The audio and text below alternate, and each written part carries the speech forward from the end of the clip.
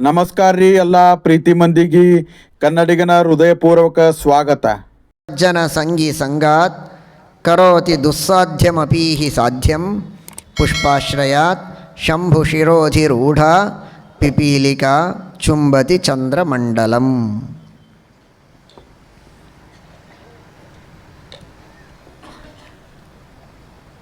ಎಷ್ಟು ಸುಂದರವಾಗಿ ಹೇಳಿದ್ದಾರೆ ನೋಡಿ. ಸಜ್ಜನರ ಸಹವಾಸವನ್ನು ಮಾಡಿ, ಸಜ್ಜನರ ಸಹವಾಸ ಮಾಡುವವರ ಸಹವಾಸ ಮಾಡಿ ಅಂತಾರೆ. ಮತ್ತು ಸಜ್ಜನ ಸಂಗಿ ಸಂಗಾತ್ ಬಹಳ ದೊಡ್ಡದು. ಮನುಷ್ಯನಿಗೆ ಉತ್ತಮವಾದ ವಿವೇಕವನ್ನು ನೀಡುತ್ತದೆ. ತಪ್ಪು ಮಾಡಿದಾಗ ತಿದ್ದುವಂತಹ ಒಂದು ಹಸ್ತ ಮೇಲೆ ಇರುತ್ತೆ.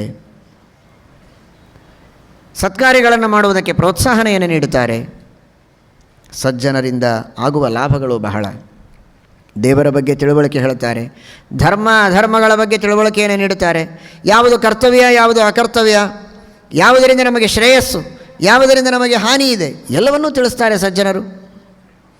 ಆ ಸಜ್ಜನರ ಉಪದೇಶದಿಂದ ತಿಳಿದುಕೊಂಡಂತಹ ಇನ್ನು ಕೆಲವು ಜನ ಇರ್ತಾರೆ. ಅವರ ಸಂಘ ಮಾಡಿದರೂ ಸಾಕು, ನಮಗೆ ಅನೇಕ ಮಾರ್ಗದರ್ಶನಗಳು ಸಿಗತ್ತೆ. ದುರ್ಜನರ ಸಹವಾಸವನ್ನು ಎಂದಿಗೂ ಮಾಡಬಾರದು. ಸಜ್ಜನರ ಸಹವಾಸವನ್ನು ಬಿಡಬಾರದು. ಬರೀ ಮಾರ್ಗದರ್ಶನ ಸಿಗತ್ತೆ ಜೀವನದಲ್ಲಿ ಅಂತ ಮಾತ್ರ ಅಲ್ಲ, ಯಾವುದನ್ನು ನಾವು ಮಾಡಲಿಕ್ಕೆ ಸಾಧ್ಯವೇ ಇಲ್ಲ ಅಂತಹ ದೊಡ್ಡ ದೊಡ್ಡ ಕಾರ್ಯಗಳನ್ನು ನಮಗೆ ಮಾಡಲಿಕ್ಕೆ ಸಾಧ್ಯವಾಗತ್ತೆ ಸಜ್ಜನರ ಸಹವಾಸ ಇದ್ದರೆ ಸಾಕು. ಇದಕ್ಕೇನು ನಾನು ಉದಾಹರಣೆಗಳನ್ನು ಕೊಡಬೇಕಾಗಿಲ್ಲ. ನಿಮ್ಮ ನಿಮ್ಮ ಜೀವನವನ್ನೇ ನೀವು ತೆಗೆದುಕೊಂಡು ನೋಡಿದರೆ ನಮಗೆ ಗೊತ್ತಾಗತ್ತೆ.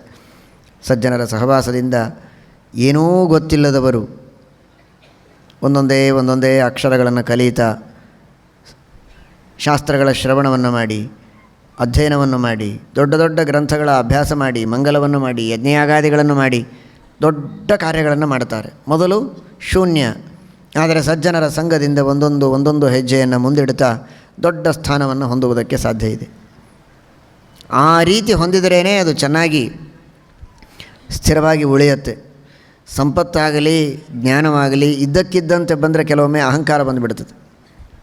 ಅದಕ್ಕಾಗಿಯೇ ಲಕ್ಷ್ಮೀದೇವಿಗೆ ಪ್ರಾರ್ಥನೆ ಮಾಡಿದ್ದು, ಹೆಜ್ಜೆಯ ಮೇಲೊಂದು ಹೆಜ್ಜೆಯ ನಿಕ್ಕುತ ನನ್ನ ಮನೆಗೆ ಬರಬೇಕು, ಭಾಗ್ಯದ ಲಕ್ಷ್ಮೀ ಬಾರಮ್ಮ.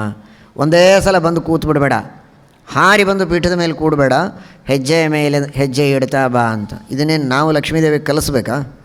ಹೆಜ್ಜೆಯ ಮೇಲೆ ಹೆಜ್ಜೆ ಇಡು, ಹೇಗೆ ಬರಬೇಕು, ಹೇಗೆ ಬಿಡಲ್ಲ ಅವಳಿಗೆ ಗೊತ್ತು. ಹಾಗಾದರೆ ಲಕ್ಷ್ಮೀದೇವಿಗೆ ಎಲ್ಲ ಗೊತ್ತು. ನೀನು ನಮಗೆ ಸಂಪತ್ತು ಕೊಡುವಾಗ ಹೀಗೆ ಕೊಡು ಅಂತ ಪ್ರಾರ್ಥನೆ. ಅದು ಸಂಪತ್ತು ನಮಗೆ ಹೇಗೆ ಬರಬೇಕು ಅಂದರೆ ಹೆಜ್ಜೆಯ ಮೇಲೆ ಹೆಜ್ಜೆ ಇಡ್ತಾ ಬರಬೇಕು. ಸ್ವಲ್ಪ ಸ್ವಲ್ಪ ದುಡಿಯಬೇಕು, ಸ್ವಲ್ಪ ಹಣ ಬರಬೇಕು, ಮತ್ತೆ ಹೆಚ್ಚು ದುಡಿಯಬೇಕು, ಹೆಚ್ಚು ಹಣ ಬರಬೇಕು. ಹೀಗೆ ಬಂದರೆ ಕಷ್ಟಪಟ್ಟು ಮನುಷ್ಯ ಹಣ ಗಳಿಸಿದರೆ ಅಹಂಕಾರ ಬರೋದಿಲ್ಲ. ಇದ್ದಕ್ಕಿದ್ದಂತೆ ಸಂಪತ್ತು ಬಂತು ಅಂದರೆ ಭಾರಿ ಅಹಂಕಾರ ಬರ್ತದೆ, ಏನೂ ಕಾಣಿಸೋದೇ ಇಲ್ಲ ಅವನಿಗೆ, ತಲೆಯ ಮೇಲೆ ಕಣ್ಣು ಬರುತ್ತೆ. ಹಾಗೆ ಬೇಡ ಅಂತ. ಹಾಗೆ ಜ್ಞಾನವಾಗಲಿ ಸಂಪತ್ತಾಗಲಿ ನಮಗೆ ನಿಧಾನವಾಗಿ ಬರಬೇಕು. ಸಜ್ಜನರ ಸಹವಾಸದಿಂದ ಆ ರೀತಿ ಒಂದೊಂದೇ ಗುಣಗಳು ನಮ್ಮಲ್ಲಿ ಬರ್ತವೆ ಅಂತ ಹೇಳ್ತಾರೆ. ಉದಾಹರಣೆ ಕೊಡ್ತಾರೆ ಅದಕ್ಕೆ. ಇರುವೆ ಚಂದ್ರಮಂಡಲವನ್ನು ಮುಟ್ಟೋದು ಅಂದರೆ ಸಾಧ್ಯವ ಹೇಳಿ? ಮಾನವರಿಗೇ ಸಾಧ್ಯವಾಗದ ಮಾತು. ಮಾನವರಿಗೇ ಬಹಳ ಕಷ್ಟ ಸಾಧ್ಯವಾದಂತಹ ಆ ಚಂದ್ರಮಂಡಲವನ್ನು ಏರೋದು ಒಂದು ಇರುವೆ ಹೋಗುತ್ತೆ ಅಂದರೆ ಹೇಗೆ ಹೋದೀತು? ಆದರೆ ಅತೀ ಸುಲಭವಾಗಿ ಇರುವೆ ಚಂದ್ರಮಂಡಲಕ್ಕೆ ಹೋಗ್ಬೋದು. ಚಂದ್ರನಿಗೆ ಚುಂಬನ ಮಾಡಬಹುದು. ಇರುವೆ ಚಂದ್ರನಿಗೂ ಚುಂಬನ ಮಾಡುವುದಕ್ಕೆ ಸಾಧ್ಯ ಇದೆ. ಅದು ಯಾವಾಗ ಸಾಧ್ಯ ಗೊತ್ತಾ? ರುದ್ರದೇವರು ತಲೆಯ ಮೇಲೆ ಚಂದ್ರನನ್ನು ಕೂಡಿಸಿಕೊಂಡಿದ್ದಾರೆ. ಆ ರುದ್ರದೇವರೆಂಬ ಶ್ರೇಷ್ಠರಾದ ಸಜ್ಜನರು ಅವರ ಸಂಘ ಮಾಡಿದ ಒಂದು ಪುಷ್ಪ, ಹೂವು. ರುದ್ರದೇವರ ತಲೆಯ ಮೇಲೆ ಒಂದು ಹೂವು ಏರಿಸಿದರೆ ರುದ್ರದೇವರ ಸಂಘ ಆಯಿತು ಆ ಪುಷ್ಪಕ್ಕೆ. ಆ ಹೂವಿನ ಮೇಲೆ ಒಂದು ಇರುವೆ ಕುಳಿತಿತ್ತು.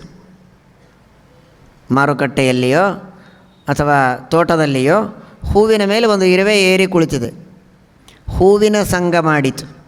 ಆ ಹೂವು ರುದ್ರದೇವರ ಸಂಘವನ್ನು ಮಾಡಿದೆ. ಅಂದರೆ ರುದ್ರದೇವರೆಂಬ ಸಜ್ಜನರ ಸಂಘವನ್ನು ಪಡೆದ ಒಂದು ಹೂವಿನ ಸಂಘ ಆ ಇರುವೆಗೆ ಇದ್ದದ್ದಕ್ಕೆ ರುದ್ರದೇವರಿಗೆ ಹೂವು ಕೊಟ್ಟಾಗ ಅವರು ತಲೆಯ ಮೇಲೆ ಇಟ್ಟುಕೊಂಡ್ರು ಅಂತ ಅಂದ್ಕೊಳ್ಳಿ. ರುದ್ರದೇವರ ತಲೆಯ ಮೇಲೆ ಹೂವು ಇಟ್ಟುಕೊಂಡ್ರೆ ಅದೇ ತಲೆಯ ಮೇಲೆ ಚಂದ್ರ ಪಕ್ಕದಲ್ಲಿಯೇ ಇರ್ತಾನೆ. ಇರುವೆ ಅಲ್ಲಿಯೇ ಇರುವ ಚಂದ್ರನಿಗೆ ಚುಂಬನವನ್ನು ಮಾಡುವುದಕ್ಕೂ ಸಮರ್ಥವಾಗತ್ತೆ.